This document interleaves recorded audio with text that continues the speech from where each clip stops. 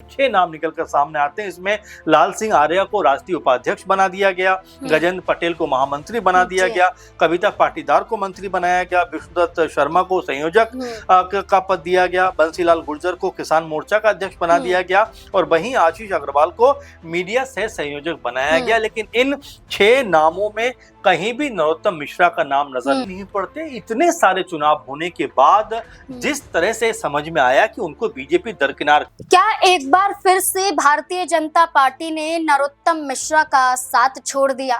क्या एक बार फिर से नरोत्तम मिश्रा को साइड कर दिया गया? क्या एक बार फिर से बताया गया कि अभी जरूरत नरोत्तम मिश्रा की भारतीय जनता पार्टी को नहीं है? दरअसल बीजेपी की नई टीम तैयार हुई। संगठन मजबूत करने के लिए हर राज्यों से कई बड़े चेहरों को टीम में शामिल किया गया। किसी को राष्ट्रीय उपाध्यक्ष बनाकर, किसी को महामंत्री बनाकर, किसी को मंत्री बनाकर, किसी को संयोजक बनाकर, हर एक पद के साथ साथ हर राज्य से कई चेहरों को इस टीम में शामिल किया गया। ऐसे ही मध्य प्रदेश से 6 बड़े चेहरों को शामिल किया गया, लेकिन इस लिस्ट में कहीं भी नाम नरोत्तम मिश्रा का नहीं नजर आया। आखिरकार क्यों नहीं नरोत्तम मिश्रा को जगह दी गई? वो नरोत्तम मिश्रा जो आरएसएस से निकला हुआ एक ऐसा बड़ा चेहरा है जो मध्य प्रदेश में इतनी ताकत रखता है कि जब दतिया उपचुनाव में उनका नाम बीजेपी ने हटाया तो सड़कों पर एक बड़ा प्रदर्शन उनके समर्थकों द्वारा देखा गया। यहाँ तक कि सामूहिक इस्तीफा भी हुआ, लेकिन इसके बावजूद बीजेपी ने नरोत्तम मिश्रा पर फिर से विश्वास नहीं जताया। यहीं से कई बड़े सवाल खड़े होते हैं कि नरोत्तम मिश्रा का अगला कदम क्या होगा? क्या बीजेपी में रहकर ऐसे ही पीछे होते रहेंगे? क्या साइडलाइन होते रहेंगे? क्या तवज्जो नहीं मिलेगी? या फिर आने वाले विधानसभा चुनाव में बीजेपी मौका देगी? या फिर आशुतोष तिवारी के नाम के साथ साथ बीजेपी ने तय कर लिया है कि पुराने चेहरों को आगे नहीं किया जाएगा? जो सवाल है इस पर चर्चा करेंगे और वरिष्ठ सहयोगी अमन जी हमारे साथ मौजूद है। सर, मध्य प्रदेश से 6 बड़े चेहरों को शामिल किया गया इस टीम में। ये माना गया कि उत्तर प्रदेश हो, मध्य प्रदेश हो या दिल्ली हो, ऐसे कई हमने वो देखे जहां से बड़ी संख्या में चेहरों को शामिल किया गया। लेकिन एमपी की खास तौर पर अगर हम बात करें तो एक ही चेहरा बार बार नजर आया, नरोत्तम मिश्रा का। लेकिन वो चाहते तो नरोत्तम मिश्रा की नाराजगी को दूर किया जा सकता था इस टीम का हिस्सा बनाकर, लेकिन ऐसा नहीं किया गया। इसके पीछे की बड़ी वजह क्या हो सकती है? देखिए, बिल्कुल जाहिर बात है कि जब से लगभग 65 नामों की लिस्ट सामने आई जिसमें तमाम ओहदों पर लोगों को चुना गया है, उनको जिम्मेदारियां सौंपी गई हैं, तो ऐसे में सवाल कई सारे उठते हैं कि क्या नरोत्तम मिश्रा मध्य प्रदेश से आते हैं, बड़ा चेहरा है। 2023 तक तो कम से कम बहुत ही बड़ा चेहरा थे। यहाँ तक कहा जाता था कि लगभग मुख्यमंत्री के पैलर वो नजर आते थे। लेकिन 23 के बाद में जब वो चुनाव हार जाते हैं, बीजेपी से ऐसा लगता है कि वो बिल्कुल किनारे कर दिए जाते हैं। कोई भी उनको लेकर बहुत संजीदा दिखाई नहीं पड़ता है, गंभीरता कहीं नजर नहीं आती है। कई चुनाव बीत जाते हैं, वो कहीं भी लिस्ट में शुमार नहीं किए जाते, क्योंकि आपको याद होगा कि 23 में जब वो चुनाव हारे थे उस वक्त गृह मंत्री थे मध्य प्रदेश के।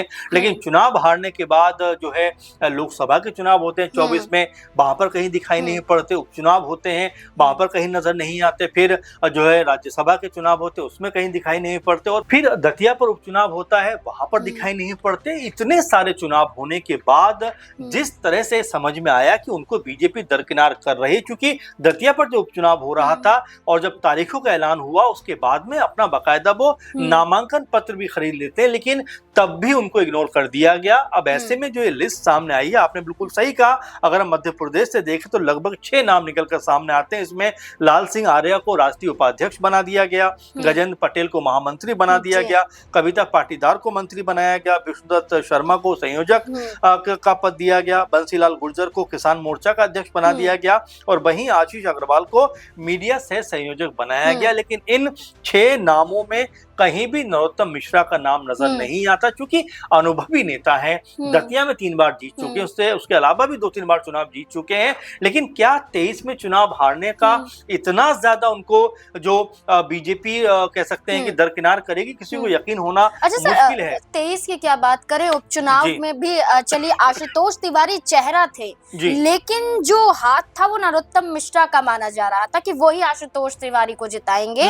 लेकिन नरोत्तम मिश्रा का जो फैक्टर है वो दतिया पर नहीं चल पाता है। तो क्या बीजेपी को ये लगा कि 23 में भी नहीं चल पाया जादू और उपचुनाव में भी वो करिश्मा नहीं हो पाया, तो अब क्या मौका देना? देखिए, ऐसा बिल्कुल भी नहीं है, क्योंकि ऐसा आप तब कह सकते हैं कि जब स्मृति ईरानी इस लिस्ट में शामिल नहीं होती, कि चुनाव हारने के बाद आप जो है लोगों को दरकिनार कर देते हो, तो आखिर स्मृति ईरानी को इसमें क्यों शामिल किया गया, उनको महामंत्री बनाया गया। देखिए, किसी को शामिल किया गया नहीं किया गया अलग बात है, लेकिन यहाँ पर नरोत्तम मिश्रा जैसे सीनियर लीडर को, जो कि अभी किसी भी पद पर नजर नहीं आते, ना एमएलए हैं, ना राज्यसभा में है, ना लोकसभा में है, यानी एक तरीके से पद मुक्त दिखाई पड़ते, तो क्या उनको यहाँ पर एक जिम्मेदारी नहीं सौंपी जा सकती थी, क्या उनको आगे नहीं बढ़ाया जा सकता था? तो ऐसे में अब सवाल यही उठते हैं कि क्या बिल्कुल ये मान लिया गया है कि जो नरोत्तम मिश्रा 2023 तक मजबूत चेहरों में से एक हुआ करते थे, 23 के बाद में अब उनका जो एक लोकप्रियता थी, जनाधार था, क्या पूरी तरह खत्म हो चुका है? और क्या बीजेपी का बिलीव, भरोसा भी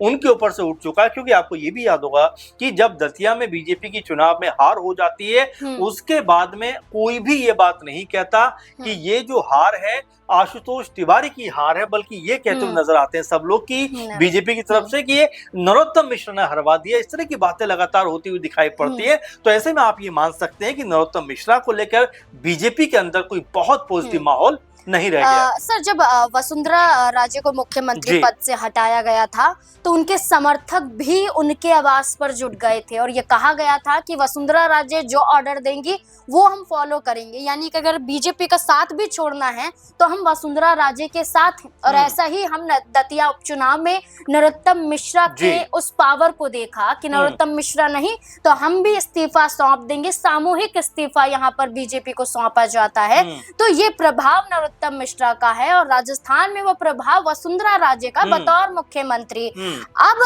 वसुंधरा राजे को भी जगह दी जाती है।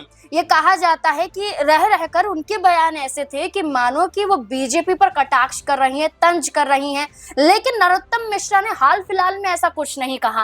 वो तो ये भी कहते हैं कि वो संगठन के साथ हैं, पार्टी के साथ हैं, लेकिन अब जब ऐसा फैसला हुआ है तो क्या वो भी मजबूर हो सकते हैं? देखिए, दो बात है। पहली बात तो ये कि जब उनका नाम कटा या उनका नाम नहीं शामिल रहा उस चुनाव में, उसके बाद उनके समर्थक सड़कों पर उतर आए और जिस तरह से 11-12 घंटे तक रोड ब्लॉक कर दिया, जाम कर दिया और तमाम तरह का हंगामा करते हुए दिखाई पड़े, मुख्यमंत्री मोहन यादव के खिलाफ बहुत सारी बयानबाजी करते हुए नजर आए और तब एहसास हुआ कि नरोत्तम मिश्रा की जो ताकत है वो कितनी ज्यादा जमीन पर है। लेकिन उसके बाद में नरोत्तम मिश्रा कहते हैं कि मेरी बातचीत हो चुकी है, आप शांत हो जाइए, ऐसा कुछ मत करिए। उसके बाद में जब प्रचार प्रसार शुरू करते हैं तब एक बात कहते हैं कि मेरी टिकट काटने की हैसियत आशुतोष तिवारी की नहीं है, ये खेल तो ऊपर से हुआ है, मैं खुद निपटूंगा। तो उन्होंने जिस तरह का इशारा किया था, दिल्ली वो आए, 2 बार आए और दोनों बार कहते हैं कि ना मैंने किसी समय मांगा और ना मुझे समय दिया गया और किसी से भी बिना मिले वो चले जाते हैं। तो क्या ये नहीं समझ में आता है कि बीजेपी आला कमान के साथ में उनके जो रिलेशन है, जो रिश्ते हैं, वो बिल्कुल खत्म हो चुके हैं? क्योंकि दिल्ली आना और बीजेपी का इतना बड़ा नाम होना, उसके बावजूद भी किसी बड़े नेता से नहीं मिलना, क्या ये बताता है कि उनको किसी से मिलने का समय नहीं दिया या वो मिलना नहीं चाहते थे? ये और बात है। लेकिन जिस तरह से उन्होंने ये कहा कि अब मैं किसी से मिलने नहीं आया हूं और ना ही मुझसे कोई मिलना चाहता है, मैं अपने दोस्त से मिलने आया था, मिलके वापस जा रहा हूं, इस तरह की बात होना अपने आप में इशारा करता है कि हो सकता है उन्होंने एक बार फिर ये पहल की हो कि उनको मौका मिले, उनको एक बार फिर मजबूत कोई पद मिले। लेकिन उनका जो बिहेवियर रहा और जिस तरह से उनके समर्थकों ने जो है तमाम तरह से उग्रपना दिखाया, हो सकता है आलाकमान इस बात से भी नाराज रहा हो कि एक टिकट कटने के बाद जब उनके समर्थक इस तरह की चीज कर सकते हैं तो आखिर उनके कहने पर क्या टिकट भी नहीं किया होगा, क्योंकि ये तो कहा गया कि उनके वार्ड में भी बीजेपी चुनाव नहीं जीत पाई। तो तमाम चीज ऐसी लगती हैं कि उनके पक्ष में नहीं रही, इसीलिए उनका नाम इस लिस्ट में नहीं है। लेकिन बावजूद इसके क्या वाकई में अब ये मान लिया जाए कि नरोत्तम मिश्रा की जो राजनीति वो यहीं पे स्टॉप हो गई है, या इसके बाद भी कोई मौका उनके लिए मध्य प्रदेश में बनता हुआ दिखाई पड़ेगा? बिल्कुल, अब यही इंतजार है कि 2028 तक या उससे पहले नरोत्तम मिश्रा पर बीजेपी क्या कोई बड़ा फैसला ले सकती है, क्या बड़ी जिम्मेदारी सौंप सकती है, या फिर इस नई टीम के साथ ये तय हो चुका है कि उन चेहरों को जगह बीजेपी बिल्कुल नहीं देगी जो चेहरे भारतीय जनता पार्टी को जिता नहीं सकते हैं। या फिर उनको लेकर ये सवाल अक्सर उठते रहे हैं कि विपक्ष को जिताने का काम किया है, क्योंकि नरोत्तम मिश्रा को लेकर ये भी कहा गया, चंद्रशेखर आजाद की पार्टी के जो प्रत्याशी रहे थे दामोदर यादव, उनके जरिए ये कहा गया कि नरोत्तम मिश्रा ने कांग्रेस पार्टी को जिताया है, कांग्रेस पार्टी के साथ मिले हुए हैं नरोत्तम मिश्रा, इसी वजह से वो भी चुनाव हार गए और इसी वजह से बीजेपी भी चुनाव नहीं जीत पाई। अब देखना होगा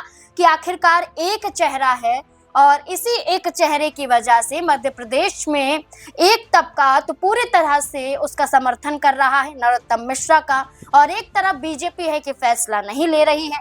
आने वाले समय में क्या होगा ये देखना काफी अहम होगा। आपको क्या लगता है इस पूरे मुद्दे को लेकर? अपनी राय हमारे साथ जरूर साझा करें। धन्यवाद।